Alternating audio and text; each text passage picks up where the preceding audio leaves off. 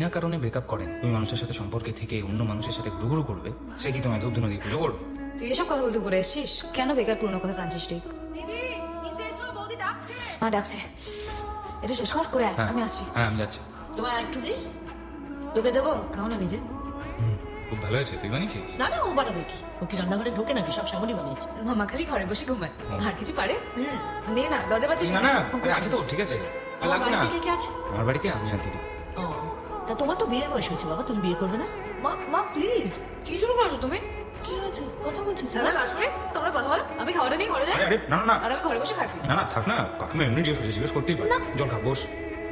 হ্যাঁ, যেটা জিজ্ঞেস করছিলাম, তুমি বিয়ে করবে না? আসলে কাকিমা আপনি আর মামা তো একাই থাকেন, এবার মামার যদি বিয়ে হয়ে যায় তো আপনাকে একাই থাকতে হবে, আপনাকে কে দেখবে? না না না, আমার কোনো অসুবিধা, আমার তো শ্যামলী আছে, চিন্তা কিসের? ও হ্যাঁ, তাহলে ঠিক আছে। দেখো বাবা, বয়স হচ্ছে তো, এটার জন্য বড্ড চিন্তা হয়। বুঝতে পারতাম সেটা। তা তুমি ওর জন্য একটা ভালো পাত্র দেখো।